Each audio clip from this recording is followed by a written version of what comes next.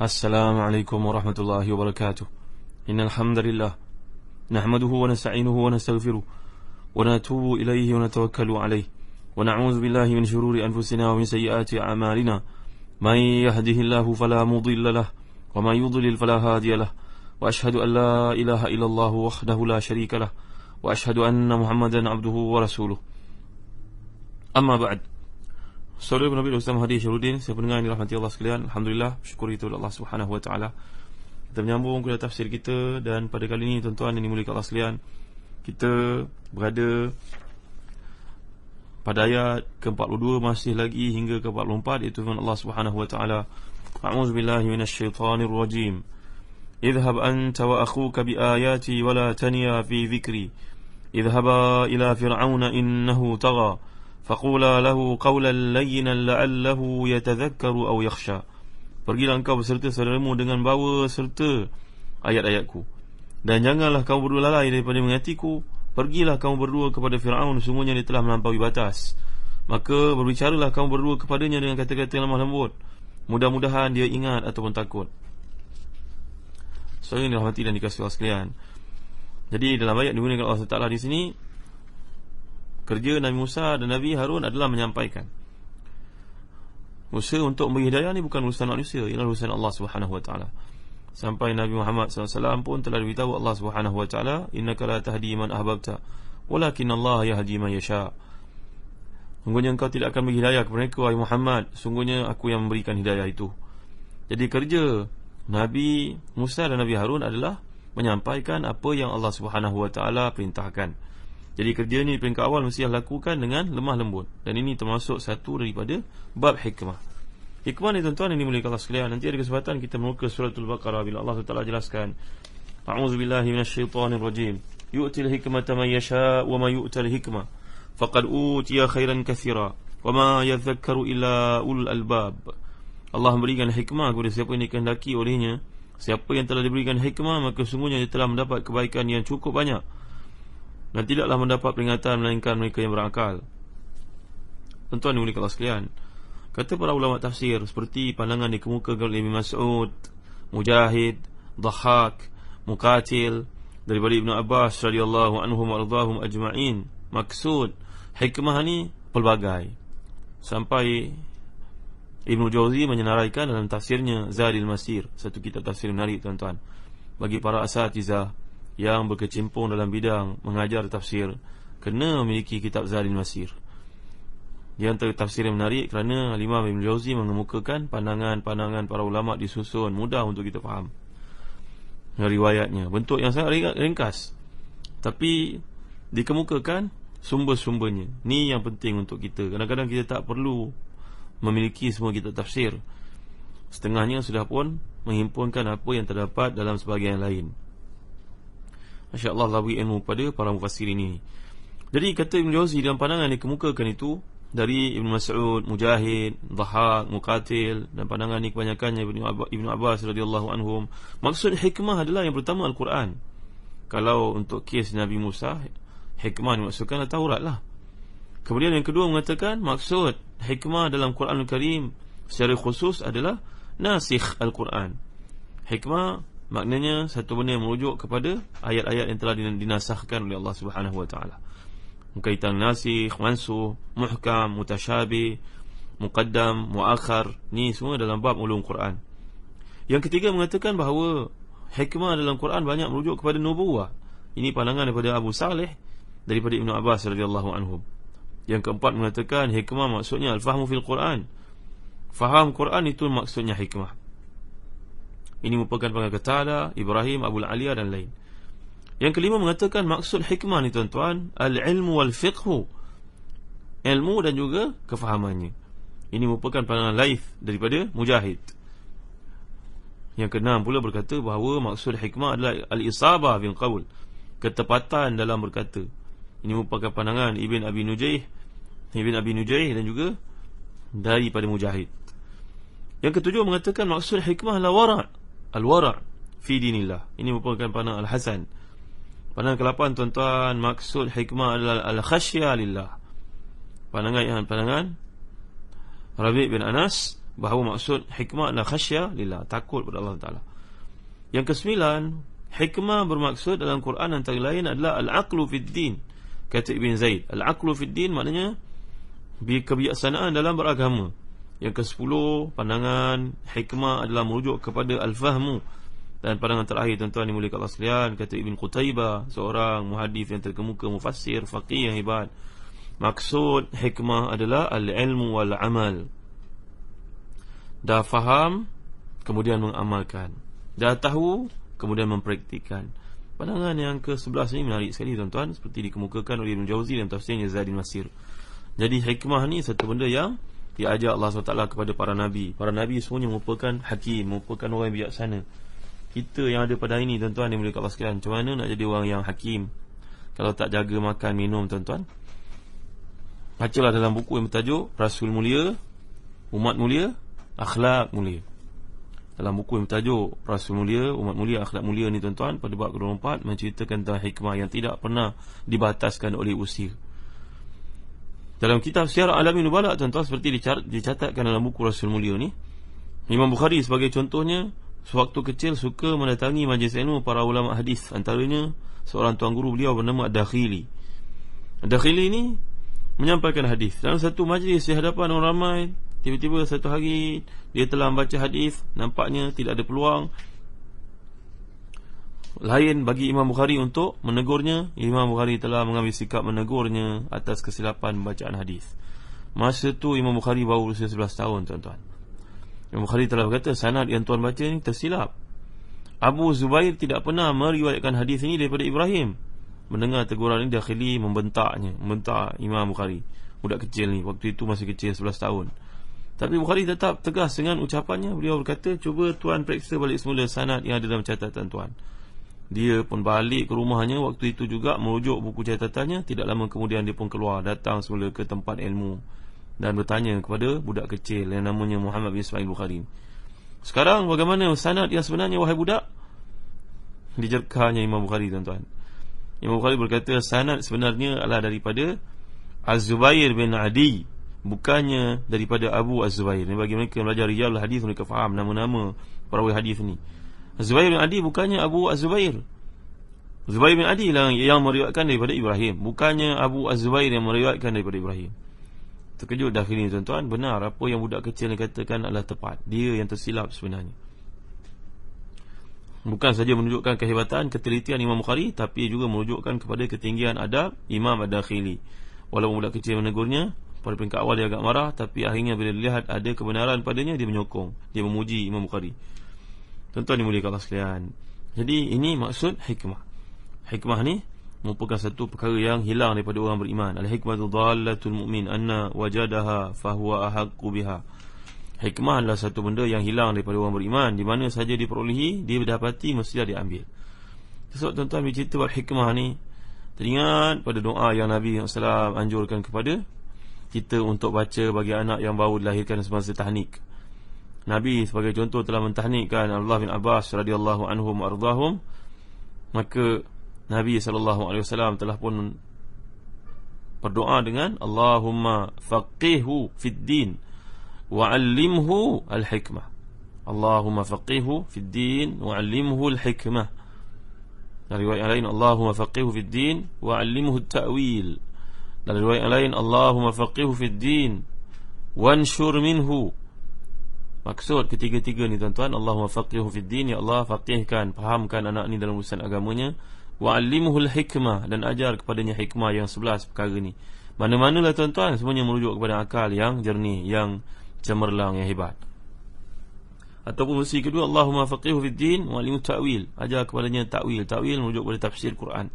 Itu sebab Abdullah bin Abbas radhiyallahu anhuma terkenal sebagai seorang yang sangat banyak mentafsirkan ayat Allah, dan rujukan dalam kitab tafsir menyenaraikan namanya antara nama terpenting. Yang ketiga, Allahumma faqihhu fid din wanshur minhu, ya Allah faqihkan anak ni dalam urusan agama dan sebarkan Islam itu daripadanya. Tuan-tuan, doa-doa ni ada saya pamerkan dalam Facebook Ustaz Zahazan Muhammad. Tuan-tuan boleh rujuk di situ, boleh ambil dan sampaikan kepada orang lain. Mudah-mudahan jadi jariah ilmu yang diperpanjangkan, tuan-tuan.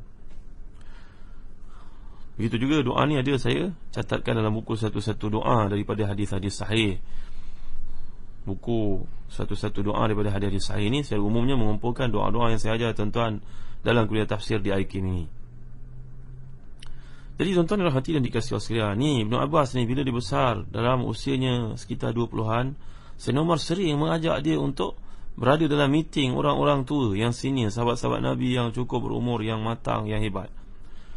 Jadi Imam Bukhari meriwayatkan pada satu hari ketika para anggota majlis Sayyidina Umar ni sudah pun berkumpul, mereka menyatakan rasa tidak setuju terhadap sikap Sayyidina Umar membawa masuk budak kecil ni. Mereka berkata, mengapa Sayyidina Umar bawa budak kecil dalam majlis ini padahal usianya macam anak-anak kami di rumah?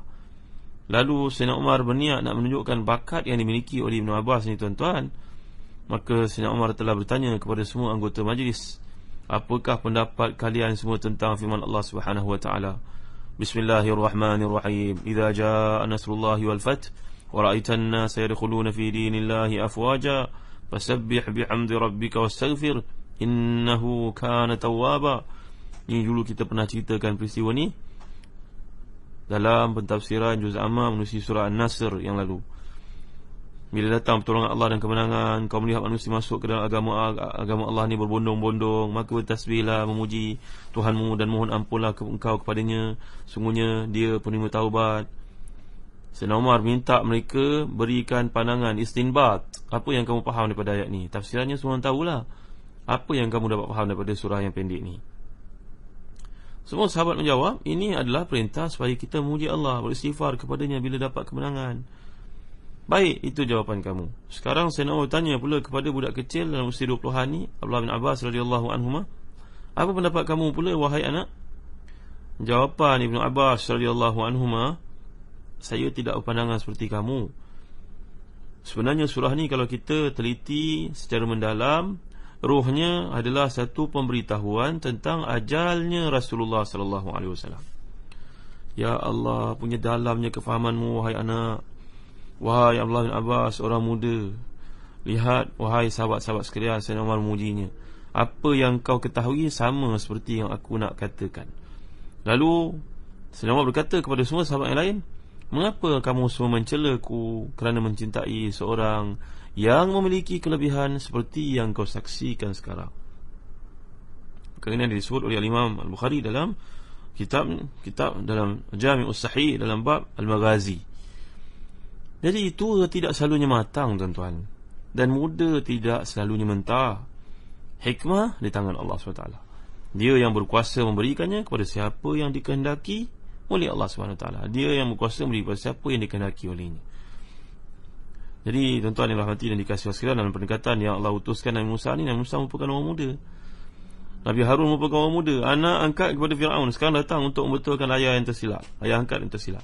Kita pun hari ini kena melihat tuan-tuan, anak-anak muda merupakan aset umat Islam yang tidak ternilai. Mereka ni ada potensi besar untuk memajukan umat. Itu sebab Ibn Abbas radhiyallahu anhu pernah berkata, tidaklah Allah memberikan ilmu pada seorang melainkan pada masa mudanya. Seluruh kebaikan dimiliki oleh orang yang masih muda. Waktu menuntut masa muda ni seperti Imam Syafi'i sifatkan macam memahat pada batu. Kerana itu kita ni mestilah bagi ruangan kepada orang muda untuk bersuara, menyumbangkan buah fikiran, dan insya-Allah banyak idea yang bermanfaat untuk kemajuan umat. Dengar dengan hormat suara-suara orang muda ni, sebab kadang-kadang hikmah tu keluar dari sumber yang kita tak sangka-sangka. Tuan-tuan yang dirahmati dan dikasihi Allah sekalian, demikianlah yang diulas oleh Ustaz Omar Muhammad Nur dalam buku Rasul Mulia, Umat Mulia, Akhlak Mulia. Kita patut menegaskan bahawa Islam tidak pernah meremehkan suara-suara orang muda, apalagi membangkangnya. Siapa yang mengabaikan suara-suara ini, sebenarnya dia telah menzalimi aset yang cukup besar peranannya dalam memajukan umat Islam itu sendiri. Ini kisah hikmah. Nabi Musa diberikan Allah SWT hikmah. Para nabinya semuanya mempunyai hikmah untuk membawa golongan mad'u yang disuruh itu kepada jalan Allah SWT. Jadi hikmah satu benda yang boleh kita pelajari. Amalkan selalu doa, Allahumma faqihni fid din wa 'allimni al-hikmah. Ya Allah, faqihkan aku dalam urusan agama dan ajar kepadaku kebijaksanaan. Bijaksana artinya meletakkan satu benda pada tempatnya dengan tepat, dan ia akan memberi banyak kemudahan untuk orang lain, penyelesaian kepada banyak masalah yang berlaku, kerana seorang itu memiliki hikmah. InsyaAllah kita akan lanjutkan perkara ini dalam kuliah akan datang. Allahu a'lam wa sallallahu ala sayyidina Muhammad wa ala alihi wa sahbihi wa baraka wasallam. Walhamdulillahi rabbil alamin. Wa barakallahu fikum. Wassalamu alaikum warahmatullahi wabarakatuh. Assalamu alaikum warahmatullahi wabarakatuh. Innal hamdalillah nahmaduhu wa nasta'inuhu wa nastaghfiruh wa na'udzu billahi min shururi anfusina wa min sayyiati a'malina. Man yahdihillahu fala mudilla lahu wa man yudlil fala hadiya lahu. Wa ashhadu an la ilaha illallah wahdahu la syarika lahu wa ashhadu anna Muhammadan abduhu wa rasuluh. Amma ba'd. Saudara penerbit Ustaz Mahdi Syahrudin, sidang pendengar yang dirahmati Allah sekalian, alhamdulillah bersyukur kita kepada Allah Subhanahu wa taala kerana dengan limpah kurnianya dapat kita menyambung pada tafsir ini. Dan saudara yang dirahmati Allah sekalian, kita berada pada ayat ke-44 dari surah Taha, iaitu firman Allah Subhanahu wa taala, a'udzu billahi minasyaitonir rajim. Faqula lahu qawlan layyinan la'allahu yatadhakkaru aw yakhsha. قال ربنا إننا نخاف أن يفرط علينا أو أن يطغى قال لا تخافا إنني معكما أسمع وأرى. Sadaqallahul azim. Pergilah kamu berdua kepada Firaun, sungguhnya dia telah melampaui batas. Maka bicaralah kamu berdua kepadanya dengan kata-kata yang lemah lembut, mudah-mudahan dia ingat ataupun takut. Berkatalah mereka berdua, Tuhan kami, sungguhnya kami khawatir bahawa dia bersegera menyeksa kami atau akan bertambah melampaui batas. Lalu Allah telah berfirman, janganlah kamu berdua khawatir, sungguhnya aku berserta kamu. Aku berserta kamu berdua, aku mendengar dan melihat. Perbincangan dirahmati dan dikasihi Allah sekalian, kata la'alla ni biasanya diterjemahkan sebagai mudah-mudahan, yang mengandungi maksud harapan terjadinya sesuatu. Tentu saja yang mengharap itu bukan Allah SWT, kerana harapan tak sesuai dengan kehebatan, kekuasaan ilmu Allah SWT. Oleh sebab itu ada ulama' yang memahami kata ni dalam erti kata agar supaya harapan itu terkandung dalam kata tersebut mengarah kepada manusia itu sendiri. Jadi dalam konteks ayat ini adalah Nabi Musa, wahai Musa, wahai Harun, sampaikanlah bimbingan Allah SWT kepada Firaun sambil menanamkan hati kamu berdua harapan dan optimis kamu kiranya penyampaian kamu itu memberi kesan kepada hatinya. Segelintir ulama' pula menjadikan kata la'alla ni sebagai dalih untuk menyatakan bahawa taubatnya Firaun beberapa saat sebelum ia mati tenggelam, di mana dia mengakui kekuasaan Allah SWT, ini diterima oleh Allah SWT. Kerana itu mereka menduga bahawa la'alla dalam Quran mengandungi makna pasti. Padahal tuan-tuan yang dirahmati dan dikasihi sekalian, pandangan ini pandangan yang tertolak, seperti yang dijelaskan oleh para ulama tafsir. Contohnya Al-Imam Muhammad Al-Alusi dalam tafsirnya Ruhul Ma'ani. Pandangan ini salah, kerana banyak penggunaan lain tidak merujuk kepada erti kepastian. Sekiranya lebih-lebih lagi ia berkaitan dengan makhluk, seperti dalam kes di sini. Dia bukan berkaitan dengan kehendak Allah, bukan berkaitan dengan ketetapan Allah, tidak. Tapi di sini merujuk kepada makhluk itu sendiri. Artinya pandangan ni, kata Muhammad Al-Alusi, merupakan pandangan tertolak. Firaun mati dalam keadaan kufur pada Allah Subhanahu wa taala. Jadi pandangan yang kedua yang mengatakan bahawa la'ala ni merujuk kepada ketetapan bahawa Firaun bertaubat, ini pandangan yang sangat lemah, kata para ulama tafsir, seperti yang telah dihuraikan tadi. Jadi perintah Allah di sini menunjukkan bahawa manusia hendaklah selalu berusaha, tidak mengharap kepada takdir semata-mata. Walaupun Allah SWT telah pun mengetahui sejak azali lagi Firaun ini menolak ajakan dakwah Nabi Musa tersebut, tapi Allah tetap memerintahkan nabinya yang mulia ini untuk menyampaikan pesanan. Kerana Allah tidak menjatuhkan hukuman dan memberikan ganjaran berdasar kepada pengetahuannya yang azali itu, tapi berdasarkan pengetahuannya serta kenyataan yang terjadi dalam kehidupan manusia itu sendiri, kehidupan makhluk itu sendiri. Saya ingin mengucapkan sekalian, dari sudut yang lain, perintah ni apabila telah dilaksanakan dan ditolak, maka penolakan itu akan menjadi bukti yang memberatkan objektif dakwah. Kerana jika tidak ada dakwah, maka boleh jadi di hari kemudian mereka akan berkata, kami tidak mendapat pedoman dari Nabi-Nabimu ya Allah, kerana mereka tidak pernah datang kepada kami ya Allah. Mereka akan bagi alasan sebegitu. Jadi bila Nabi Musa, Nabi Harun alaihi wassalam telah pun memainkan peranan tersebut untuk berdakwah, ditolak, maka ia menjadi hujah. Jadi firman Allah SWT di sini, la'allahu yatadhakkaru aw yakhsha. Mudah-mudahan, kalau kita nak terjemahkan tuan-tuan, word by word, pengertian yang dimaksudkan di sini mengisyaratkan bahawa jika usaha tersebut terus-menerus dilakukan, maka dalam hati Fir'aun akan timbul rasa ingat, rasa kagum kepada Allah SWT yang telah beri kepadanya kekuasaan, pemerintahan.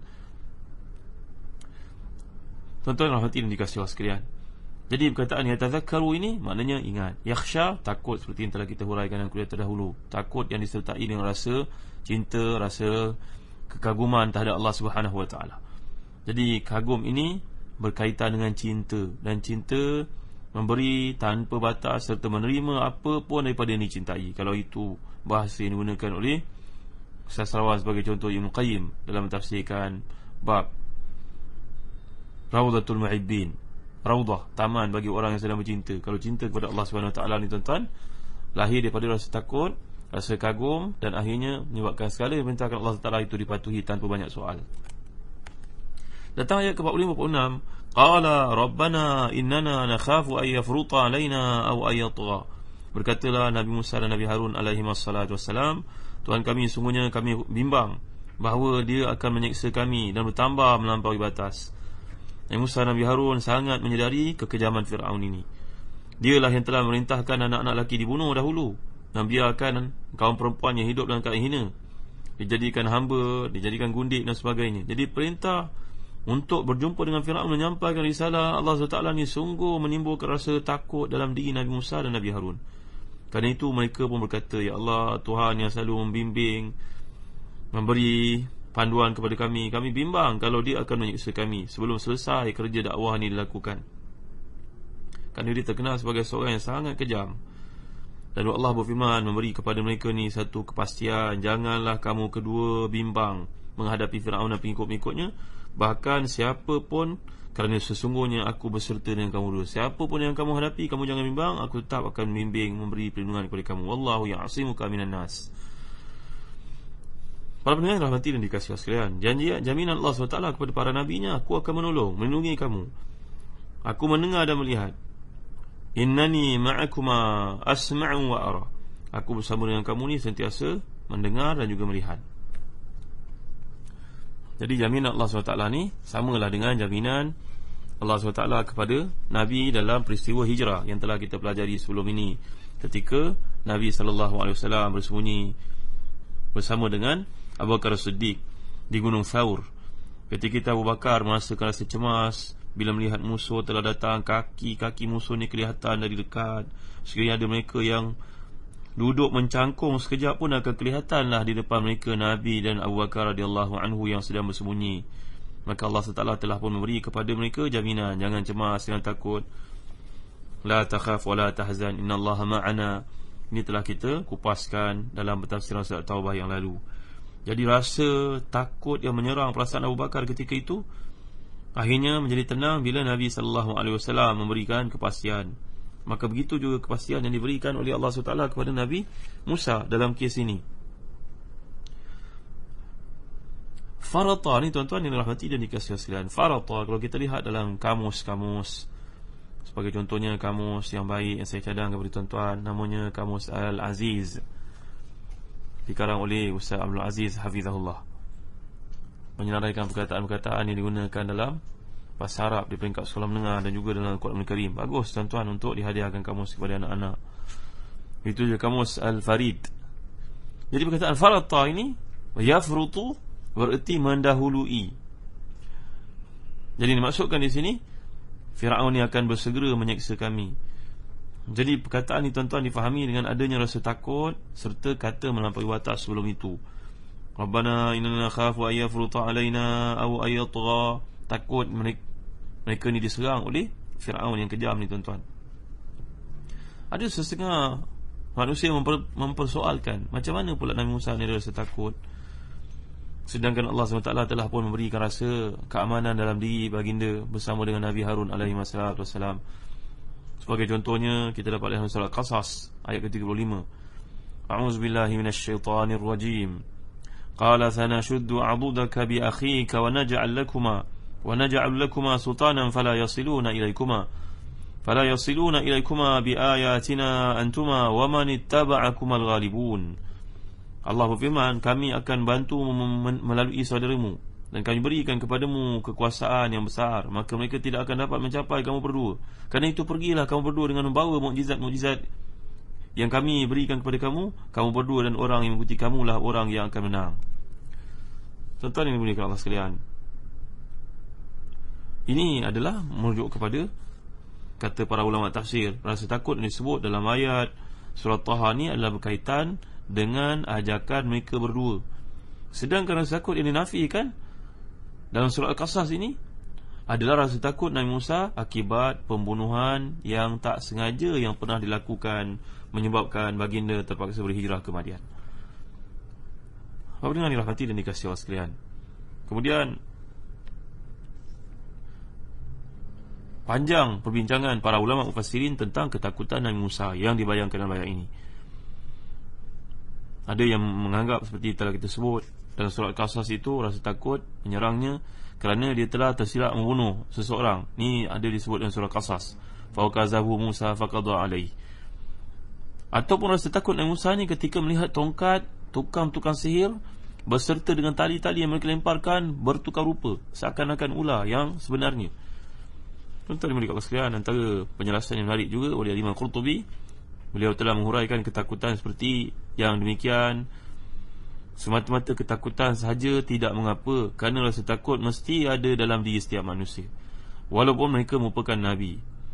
Rasa takut tidaklah tercela, kerana didorong oleh rasa takut itulah seorang akan berusaha untuk menyelamatkan diri daripada apa yang ditakuti. Apatah lagi kalau rasa takut itu timbul bukan semata-mata takut untuk kepentingan diri sendiri. Jadi Qurtubi mengatakan bahawa Nabi Muhammad SAW juga pernah menggali parit dalam sebuah tempat, di sebuah tempat pertahanan yang ditakuti kalau musuh akan menyerbu dari arah tersebut. Inilah perang Khandaq yang berlaku dan akhirnya membawa kemenangan kepada umat Islam. Perang Ahzab, perang Khandaq, perang Ahzab tu tuan-tuan. Sebelum itu Nabi Muhammad SAW telah memerintahkan beberapa orang sahabat bersama dengan isteri mereka berhijrah sebanyak 2 kali. Sekali ke Habsyah, kemudian berhijrah ke Madinah, kerana takutnya agama Allah SWT ni akan dihancurkan. Pengikut-pengikut, penyokong-penyokong umat Islam ini akan dihancurkan oleh kejahatan kaum Quraisy. Jadi kata Al-Qurtubi, mereka lari dengan agama mereka, yakhafuna bidinihim, kerana takut akan fitnah oleh kaum musyrikin dan terhadap kekejaman kejahatan mereka. Jadi pada keterangan Al-Qurtubi ni tuan-tuan, dapatlah kita bawakan bahawa naluri manusia ni di segenap waktu memanglah diserang dengan rasa takut. Tapi rasa takut itu yang menyebabkan manusia kian lama kian maju dalam membina pertahanan diri. Jadi rasa takut yang ada dalam rasa cemas yang terdapat dalam Nabi Musa dan Nabi Harun ini dirawat oleh Allah Subhanahu wa taala.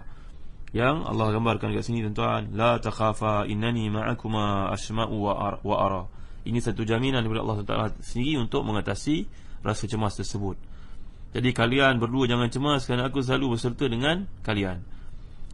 Menurut satu riwayat dari Ad-Dhahhak dari Ibnu Abbas radhiyallahu anhum ardhahum, dalam tafsir yang dimaksudkan di sini, kalian berdua jangan merasa takut kerana aku selalu bersama dengan kalian ataupun berada di pihak kalian. Aku dengar percakapan kalian, aku dengar pula percakapan Firaun dan percaturannya. Aku lihat tempat kamu berdua sedang berdiri dan aku lihat pula tempat berdirinya Firaun. Tidak ada yang satu pun yang tersembunyi dari pengetahuan, dari pendengaranku. Ketahuilah oleh kalian semua bahawa ubun-ubun setiap makhluk ini berada dalam genggamanku. Tidak ada kata-katanya akan keluar, bahkan gerak turun nafasnya pun, bahkan setiap pergerakannya pun aku yang mengizinkan berlaku semuanya. Jadi aku bersama dengan kalian, ni jaminan daripada Allah SWT terhadap mereka, kedua orang Nabi ni, untuk menolong, untuk membantu kalian. Tuan-tuan yang rahmati dan dikasihi Allah sekalian, jadi Allah gambarkan dekat sini dalam ayat yang berikutnya, fa'tiyahu faqula inna rasula rabbika fa'arsil ma'na bani Israila wa la tu'adzibhum qad ji'naka biayatin min rabbik wassalamu ala man ittaba'al huda inna qad uhiya ilaina anna al'adzaba ala man kadzdzaba wa tawalla. Maka datanglah kamu berdua kepada Firaun dan katakan kepadanya, sungguhnya kami berdua adalah utusan Tuhanmu, maka lepaskanlah Bani Israel bersama dengan kami, dan janganlah engkau menyeksa mereka. Sungguhnya kami telah datang kepadamu dengan membawa bukti dari Tuhanmu dan keselamatan atas orang yang mengikuti petunjuk. Sesungguhnya telah diwahyukan kepada kami bahawa seksa atas orang-orang yang mendustakan dan berpaling. Para pendengar yang hati dan dikasihi Allah sekalian, nanti kita akan lihat dalam kuliah akan datang bagaimana rasa kekuatan yang telah pun ada dalam diri dua orang Nabi ini akhirnya menimbulkan keberanian luar biasa. Rasa bangga menjadi hamba Allah SWT, ma'iyatullah, rasa Allah bersama dengan kita, tuan-tuan. Maka bila ada perasaan seperti ini, segala kerja yang dilakukan menjadi mudah. InsyaAllah dalam kuliah akan datang akan dibawakan kisah bagaimana para ulama berdepan dengan keadaan-keadaan yang kritikal, kekuatan mereka dengan adanya hubungan dengan Allah SWT langsung menyelamatkan mereka sebagaimana mereka pelajari daripada kisah Nabi Musa dan Nabi Harun alaihi wassalam. InsyaAllah kita akan lihat perkara ini yang kuliah akan datang. Allahu a'lam. Wa sallallahu ala sayyidina Muhammad wa ala alihi wa sahbihi wa baraka wa sallam. Walhamdulillahi rabbil alamin. Wa barakallahu fikum. Wassalamu alaikum warahmatullahi wabarakatuh. Assalamu alaikum warahmatullahi wabarakatuh. Innal hamdalillah nahmaduhu wa nasta'inuhu wa nastaghfiruh wa na'udzu billahi min shururi anfusina wa min sayyiati a'malina. May yahdihillahu fala mudilla lahu wa may yudlil fala hadiya lahu. Wa ashhadu an la ilaha illallah wahdahu la syarika lahu wa ashhadu anna Muhammadan abduhu wa rasuluh. Amma ba'd. Saudara penerbit dan Ustaz Mahdi Syarudin, sedang mendengar yang rahmati Allah sekalian. Alhamdulillah, bersyukur kita kepada Allah Subhanahu wa taala. Dengan limpah kurnianya dapat kita menyambung kepada tafsir dalam surah Taha ini, dan kita telah pun mengupas hingga ayat yang ke-46 dari surah Taha ini. Seterusnya firman Allah Subhanahu wa taala dalam ayat ke-47 dan 48, A'udzu billahi minasyaitonir rajim. Fa'tiyahu faqula inna rasula rabbika fa'arsil ma'na bani Israila wa la tu'adzibhum qad ji'naka biayatin min rabbik wassalamu ala man ittaba'al huda inna qad uhiya ilayna anna al'adzaba ala man kadzdzaba wa tawalla. Sadaqallahul azim. Allah SWT berfirman, janganlah kau merasa bimbang kerana aku bersama dengan kamu. Aku mendengar dan melihat. Maka pergilah kamu berdua kepada Fir'aun dan katakan kepadanya, sungguh kami berdua adalah utusan Rabbmu, maka lepaskanlah Bani Israel bersama kami dan janganlah engkau menyeksa mereka. Sungguh kami datang kepadamu membawa bukti atas kerasulan kami dari Rabbmu, dan keselamatan itu dilimpahkan kepada orang yang mengikuti petunjuk. Sungguh telah diwahyukan kepada kami bahawa seksa itu ditimpakan kepada siapa pun yang mendustakan ajaran agama yang kami bawa dan berpaling tidak mempedulikannya. Para pendengar yang rahmati dan dikasihi Allah sekalian, tadi dalam ayat yang sedang kita bincangkan di sini, sungguh kami datang kepada membawa bukti kerasulan dari Rabb kami, dari Rabbmu, maksudnya dengan bawa petunjuk dan mukjizat daripada Allah Subhanahu wa taala. Wassalamu ala man ittaba'al huda, dan keselamatan itu dilempahkan kepada orang yang mengikuti petunjuk. Maksudnya keselamatan bagimu jika kau mengikuti petunjuk itu.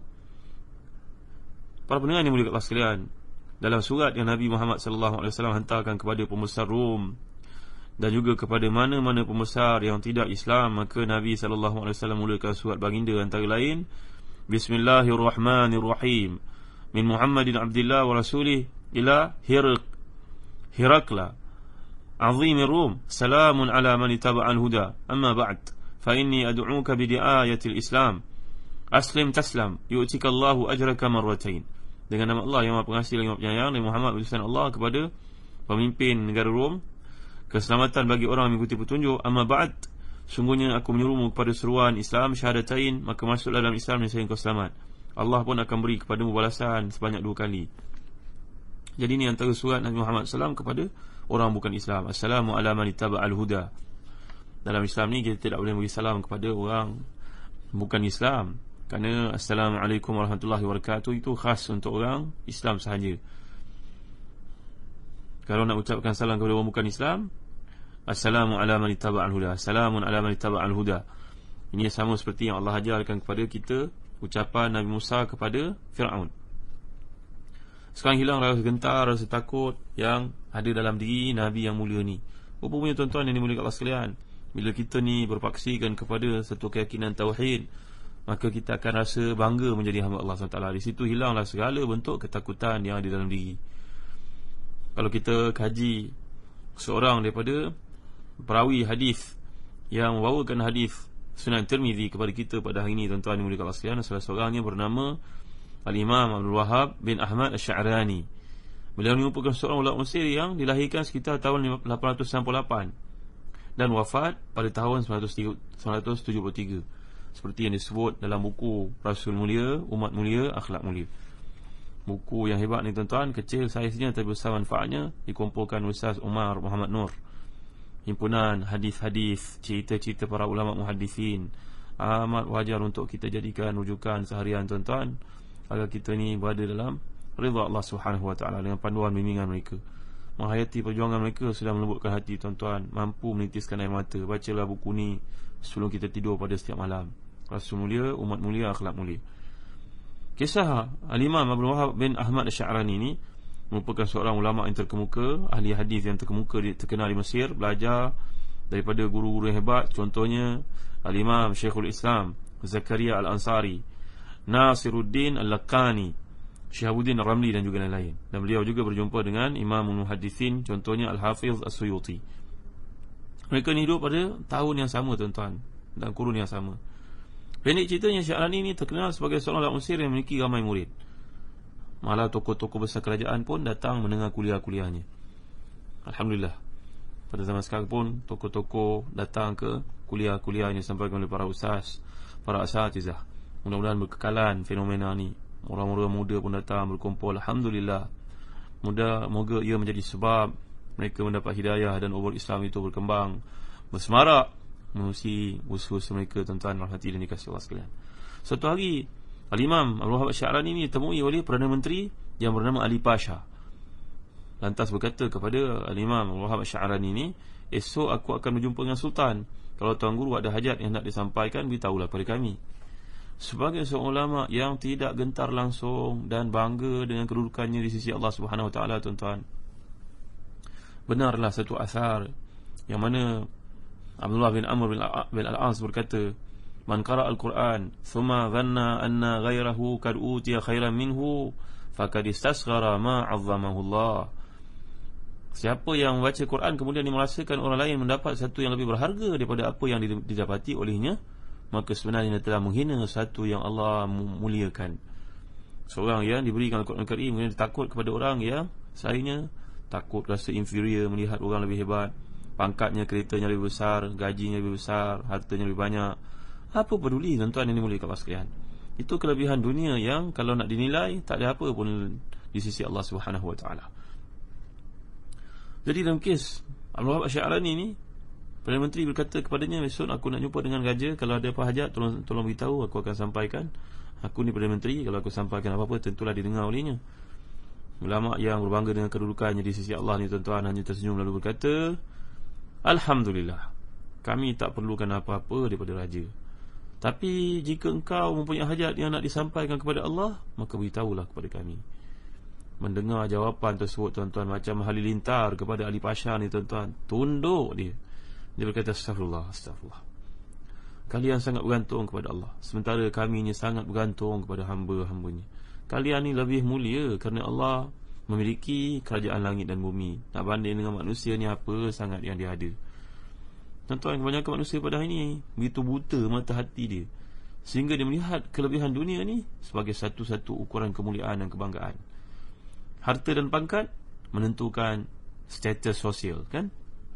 Semakin banyak harta, semakin tinggi jawatan pangkat, maka semakin berlagak di atas kurniaan tersebut. Padahal dia tak sedar itu anugerah Allah semuanya. Allah SWT mengajar Nabi-Nya dan mengajar kita semua, hilangkan perasaan takut daripada dirimu. Apa yang kau takut pada mereka? Kamu adalah hamba Allah SWT. Mereka berbangga dengan apa yang ada. Allah berbangga. Allah menunjukkan pujian kepada hamba-Nya. Seperti nanti kita ada peluang kita teroka surah Al-Isra, Allah SWT gambarkan, a'udzubillahi minasyaitanirrajim, bismillahirrahmanirrahim, subhanalladzi asra bi'abdihi lailan minal masjidil harami ilal masjidil aqsa. Maha suci Allah yang telah mempergerakkan hamba-Nya pada waktu malam dari Masjid Haram ke Masjid Al-Aqsa. Pakar tafsir yang terkenal dari Tunisia yang biasa kita sebut namanya, Al-Imam Syekh Tahir Ibn Ashur berkata, Allah seringkali menyebut kaum mukmin dengan gelaran hamba, diidhafahkan kepadanya untuk menunjukkan kehormatan dan dekatnya mereka dengan Allah SWT. Dalam kes ini Nabi Muhammad SAW. Kalau kita perhatikan surah Az-Zukhruf pula ayat ke-68, ya ibadillah khawfun alaikumul yawma wala antum tahzanun. Wahai hamba-hambaku, tiada kekhawatiran terhadapmu pada hari ini, tiada pula kamu patut berasa sedih. Lihat, ini adalah tanda kehebatan seorang manusia di sisi Allah SWT. Kita hendaklah mengatasi rasa takut, rasa bimbang, rasa cemas dalam diri, kerana Allah bersama dengan kita. Para pendengar yang dirahmati Allah sekalian, antara doa yang Nabi SAW hasyurkan, Nabi anjurkan kepada kita untuk baca bila ditimpa rasa takut, rasa kebersalahan dalam diri, melihat orang lebih hebat daripada kita. Doa yang Nabi SAW ajarkan, Allahumma munzil kitab, sari'al hisab, ihzimil ahzab, Allahumma hazimhum wa zalzilhum. Ni kalau kita takut dengan musuh. Ya Allah, Tuhan yang menurunkan kitab yang pantas perhitungannya, kalahkanlah golongan kafir. Ya Allah, kalahkan mereka dan goncangkanlah kedudukan mereka. Ni kalau kita melihat musuh yang akan mengganggu kat kita, tuan-tuan yang dimuliakan Allah sekalian, akan menganiaya kita, terutamanya dalam urusan agama. Lagi satu doa yang Nabi SAW anjurkan kepada kita, Allahumma kfinihim, Allahumma kfinihim bima syi'it. Ya Allah, lindungilah aku dari kejahatan mereka sebagaimana yang kau kehendaki. Ni doa, tuan-tuan yang rahmati dan dikasihi sekalian, merupakan doa Nabi SAW menghadapi golongan musuh. Doa ni boleh tuan-tuan lihat pada muka surat 113 dalam buku Perisai Muslim karangan Syekh Dr. Sa'id bin Ali Wahab Al-Qahtani, yang telah pun diterjemahkan oleh Dr. Al-Wasim Abdul Rahman Hafizahumullah. Buku Perisai Muslim ni, tuan-tuan, adalah satu buku kecil yang menarik, kerana doa-doa yang dianjurkan di sini semuanya merupakan ringkasan daripada Al-Azkar oleh Imam Nawawi. Apabila anda hati dan dikasihi sekalian, ma'iyatullah ini maksudkan ulama ini bersertanya Allah SWT dengan Nabi Musa dan Nabi Harun. Boleh kita lihat barangkali dalam hadis, himpunan hadis 40 sebagai contohnya. Dalam hadis yang ke-38, hadis ni hafal lah tuan-tuan yang dirahmati dan dikasihi sekalian. Hafal hadis, ambil peluang waktu cuti sekolah sebagai contoh, galakkan anak menghafal ayat-ayat Al-Quran Karim dan juga hadis-hadis Nabi SAW. Dalam hadis yang ke-38 himpunan Imam Nawawi, hadis 40 ni, Ana Abi Hurairah radhiyallahu an, qala Rasulullah sallallahu alaihi wasallam, inna Allah ta'ala qala, man 'ada li waliyan faqad adhantuhu bil harb, wa ma taqarraba ilayya 'abdi bi shay'in ahabba ilayya mimma aftaradtuhu alayhi, wa la yazalu 'abdi yataqarrabu ilayya bin nawafil hatta uhibbah, fa idza ahbabtuhu kuntu sam'ahu alladhi yasma'u bih, wa basarahu alladhi yubsiru bih, wa yadahu allati yabtishu biha, wa rijlahu allati yamshi biha, wa la in sa'alani la u'tiyanna, wa la in ista'adhani la u'idhanna. Hadis ini tuan-tuan riwayat Imam Bukhari. Maksudnya daripada Abu Hurairah radhiyallahu anhu, dia berkata bahawa Nabi SAW pernah bersabda, sungguhnya Allah telah berfirman, siapa yang memusuhi para kekasihku, waliku, maka aku telah mengumumkan perang terhadapnya. Tidaklah hamba-Ku bertaqarrub, artinya mendampingkan dirinya kepadaku dengan sesuatu yang lebih aku cintai daripada apa yang telah kuwajibkan ke atasnya. Dan hamba-Ku yang selalu mendekatkan diriku dengannya, mendekatkan dirinya denganku dengan perkara-perkara sunnah, perkara-perkara sunnah di luar yang lain daripada fardu, sehingga aku sangat mencintainya. Kalau aku telah mencintainya, maka aku menjadi pendengarannya yang dengannya dia mendengar, penglihatannya yang digunakan untuk melihat, tangan yang digunakan untuk memegang, dan kaki yang digunakan untuk berjalan. Jika dia mohon kepadaku, nescaya aku pasti kabulkan, dan jika dia minta perlindungan kepadaku, mesti aku akan lindungi. Lihat dalam hadis ni, sebab dalam penjelasan para ulama terhadap wali Allah ni, siapa yang beriman dan bertakwa kepada Allah Subhanahu Wa Taala, itulah walinya. Kerana Allah telah menjelaskan dalam surah Yunus, alladzina amanu wa kanu yattaqun, ala inna awliya Allahi la khawfun alaihim wa lahum yahzanun, alladzina amanu wa kanu yattaqun. Ingatlah semuanya, wali-wali Allah itu tidak ada kebimbangan terhadap mereka, dan tidak pula mereka bersedih hati. Kata para ulama tafsir, bimbang terhadap benda yang akan berlaku, sedih hati terhadap perkara yang telah lepas, kedua-duanya tercabut dari hati seorang wali Allah SWT. Siapakah wali Allah ni? Orang yang Allah cintai, yang Allah bersama dengannya sentiasa, orang yang beriman dan mereka selalu takwa kepadanya. Nampak tak tuan-tuan? Jadi di sini sebagian ulama mengatakan bahawa jika seorang termasuk dalam kategori wali Allah, ingat akan cintanya, maka Allah SWT pasti menjaga pendengarannya sehingga pendengarannya selalu terarah kepada benda yang diridai oleh Allah SWT. Muhasabahlah diri tuan-tuan. Kalau umur sudah meningkat 40, masih sibuk lagi dengar lagu-lagu melalaikan, lagu-lagu asyik masyuk, lagu-lagu yang menceritakan tentang kejeritaan seorang perempuan, rupa parasnya, lalai namanya tuan-tuan. Maknanya telinga kita ni tak dijaga. Allah SWT tak beri perhatian kepada kita. Jadi Allah akan menjadikan pandangannya tepat, penglihatannya pada benda yang baik, tangan kakinya sentiasa melakukan perkara-perkara yang mendatangkan pahala untuknya. Ni maksud kata para ulama. Kebanyakan maksud daripada wali Allah, ma'iyatullah, yang Allah menyayangi seseorang itu sehingga ke peringkat semuanya terdorong untuk melakukan ketaatan kepada Allah Ta'ala. Allah membantu dia. Para pendengar yang dirahmati dan dikasihi Allah sekalian, menarik untuk cerita bab wali ni. Setengah orang memahami wali ni adalah fokusnya kepada orang ada kelebihan tertentu, ada karamah. Apakah setakat itu tuan-tuan? Kita akan jelaskan perkara ini dalam kuliah akan datang, memandangkan keterikatan isu ini dengan penjagaan Allah SWT kepada para Nabi dan para Rasulnya, terutamanya Nabi Musa dan Nabi Harun yang sedang kita bincangkan di sini.